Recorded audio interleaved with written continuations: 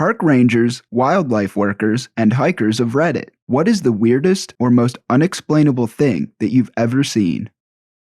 I interned at the National Wildlife Refuge in the Bay Area and lived in housing provided on site. There was a ground squirrel burrow near my window. We also had quite a few foxes in the area. On more than one occasion, in the middle of the night, I was woken up by what sounded like screaming kids. It was creepy AF. And that was how I learned what foxes sound like when they're raiding a ground squirrel burrow. Trail running in the Seattle area, I had just finished a tough hill, and it was starting to drop down the other side. I got a good head of steam and was just enjoying letting gravity do the work. All of a sudden, a coyote darted out of the bushes right in front of me. I had too much momentum to stop in time, so I instinctually jumped over it to avoid a collision. I kept running, and he disappeared into the bushes on the other side of the trail. Pretty sure both of us kept running thinking, what the F? I was walking through the woods once with my cousins, and we found a very large half-eaten mushroom. A few paces after it was an abandoned pair of pants. May have been unrelated to each other, but it was weird. I am a hiker and surfer who saw maybe 2 kilometers of dead birds on the shore walk to my favorite break. Some were also floating in the water, going in and out with the tide. I was doing some field work for my master's thesis on the local river habitat. I have trail cameras out to catch wildlife. On my way to one of the cameras, I was walking. I heard leaf rustling from the top of a tree, and then a dead deer fell from the tree onto the ground. I made some noise and walked away. I thought it was either a bobcat or mountain lion, and I didn't want to investigate in case the animal was still there. As far as I know, bobcats don't climb on trees to carry their prey, and this was a whitetail that looked pretty heavy. I went there a few hours later, and the carcass was gone. As for mountain lions, we only have rumors of one around our parts, and although I saw tracks, they were not near the camera. I once escorted a church group, ages young kids through adults, on a weekend overnight outing to a camp in the Poconos. The camp was set at the confluence of 2 streams and was somewhat rugged. The group had lots to do: a climbing wall, boating, hiking, sports, all kinds of stuff, including a nature center and a little museum. The nature center had interactive displays, fish tanks, small animals, etc., and a touch table, a large wooden table with sides, on which was scattered all sorts of artifacts the guests could pick up and handle. These items included deer antlers, bones, turtle shells, feathers, arrowheads, and pottery, rocks, seeds and nuts, tanned hides, etc. Little kids especially loved it. All of the items were found by former guests or staff while out in the camp and returned to the nature center. I handled the items also, and I noticed one bone had a really odd shape. I'm an environmental scientist by profession, and an outdoorsman and naturalist for fun, and can generally recognize what bones come from what parts of animals. This bone was a human mandible, the lower jawbone of a person. It was severely worn smooth and had no teeth, but easily recognizable as such. It had been there for years, handled by thousands of people, and no one noticed, or at least reported it. I reported it to the director, who removed and notified the state police. They investigated it. It seemed very old, and no one was reported missing in the immediate area, so the camp was allowed to keep it. Possible explanation: the facility was the site of a timbering and ice harvesting camp up until the 1920s, and may have been the remains of a worker who died and was buried right there. But who knows the real story? And as far as I know, it's still on the table. I was a seasonal ranger back in the late 90s, while still in college. We got a call about a woman screaming off one of the biking trails. We searched for hours and never found any evidence of foul play, so we decided to head back. We were a good 5 miles off the trail by this point when we stumbled upon a couple acres of marijuana, a heavily booby-trapped couple acres of marijuana, a dozen bear traps, a shotgun rigged to go off when you walked into a string. There was a 10-foot deep pit covered with branches with spikes at the bottom. We later discovered there were dead deer that had fell in and died. We got lucky it wasn't dark when we stumbled upon this, otherwise I'm pretty sure one of us would have died. Lots of agencies got involved. We never determined who was screaming, nor did we find out who owned the plot of weed. Why they would booby-trap the ish out of it was mind-boggling. Potentially killing someone over some plants seemed pretty effed, but no one was hurt from it as far as I know. That was a very interesting job. I wouldn't mind doing it again at some point.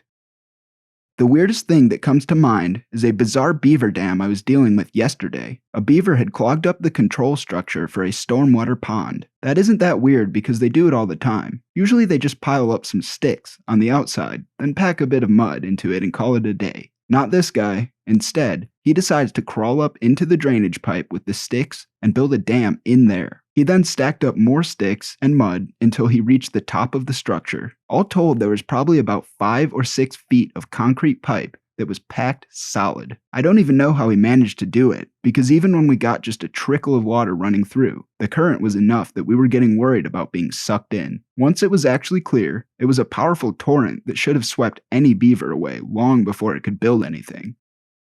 I was hiking in the Carpathian Mountains and got a chance to talk with the local mountain rangers. A lone hiker had passed the ranger's cabin wearing sneakers as footwear and without gloves. It being winter, the rangers had told the guy that he's not properly equipped and should probably turn back, but without effect. Once it had been dark for a few hours and there was no sign of the hiker returning, they headed out for rescue. The guy was luckily found alive. He was lying bleeding in a pit in the snow with bloodstains all over himself and the surroundings. It turned out he had read that cutting your hands will keep you warm and prevent your fingers getting frostbitten.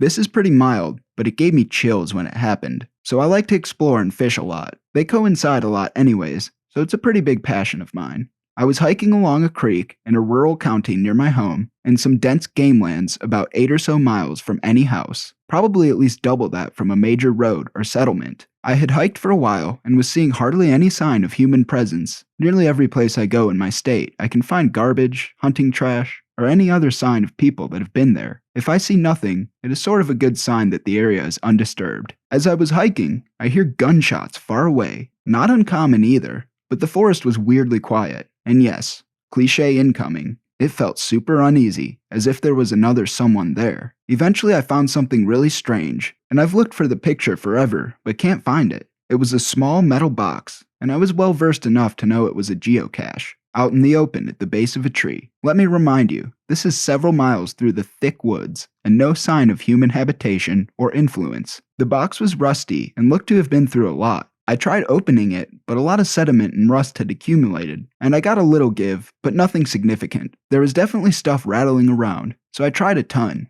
but nothing would work. I realized that this story is probably boring, and there was probably nothing even in it, but it seemed very strange to find this so far out. I knew I had to get it open somehow. I left it as I found it, and put a piece of duct tape on the tree next to it, to find it again. I left and went home. I downloaded the geocaching app, but the box wasn't registered anywhere. Nor were there really any geocaches along that creek at all. None registered for miles. So either it wasn't a geocache, or maybe just really old. Anyways, the very next day I went back, armed with a crowbar, hammer, and pliers. I went back to the exact spot it was, and I knew it was the right spot. The duct tape was balled up on the ground beside the tree, and the box was nowhere to be found. I looked all around and couldn't find it. At which point, several miles from civilization and several more from cell service, I booked it out of there. I realized this isn't that creepy, spooky, or supernatural, etc., but this put me on edge more than anything else I've ever been through. Definitely not unexplainable, but sent chills down my spine just the same. For context, I'm 25 and female, with a long history of doing stuff out in nature all by my lonesome. Sorry, Mom and Dad. Last year I quit my job as a cheesemaker and hopped on a train for a position as a line cook at a little rundown family-owned greasy spoon on the res, right outside Glacier National Park in Montana. They had a little trailer park out back for the staff, and I got to live in a one-room cabin the manager's granddad built back in the day. The park itself was just a 15-minute walk from my cabin, and I often went hiking on the Red Eagle Lake Trail, since it was the one trail I didn't need to wait around for the shuttle to access, and it tended to get less traffic than the others. I'd gone out there hoping to do lots of backcountry camping, but the cafe worked us like dogs, 6 days a week usually, so I only made it out twice on a couple of solos. Now, at Red Eagle Lake, there are 2 campsites, the upper and lower. The first time I camped, I stayed at the lower campsite,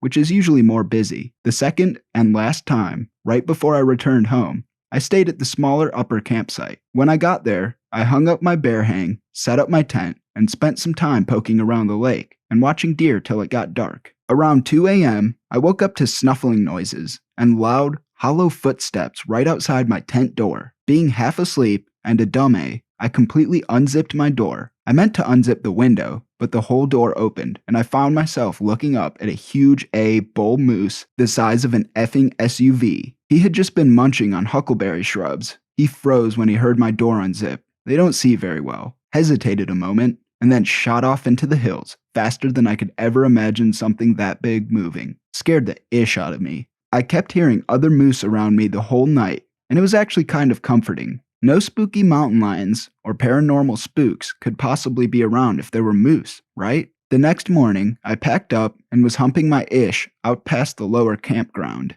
It had been half empty when I passed the day before, but now I noticed there was a group of a half dozen guys there. Now, I met lots of dudes on the trail, and 99% of them are perfectly friendly, really chill, and harmless. But as I walked through this campground, every head snapped up and clocked me as I passed through, and I felt panic alarms go off in my gut. They all stood totally still and didn't say a word. I had to walk right past one of these guys at the bear hang, and he just leered at me creepily and said, "Hey." I was wearing big black sunglasses, and in my best lady bro voice shot back, "Ayo, what's up?" and then tried not to poop myself as I marched up the trail till they couldn't see me. I've spent a lot of time in the woods alone, and have often been grateful that I'm a taller, sort of stocky, and kind of androgynous lady. I've also spent a lot of time wandering Seattle late at night and early in the morning. That by far was the most in danger I've ever felt. Don't want to feel that way ever again.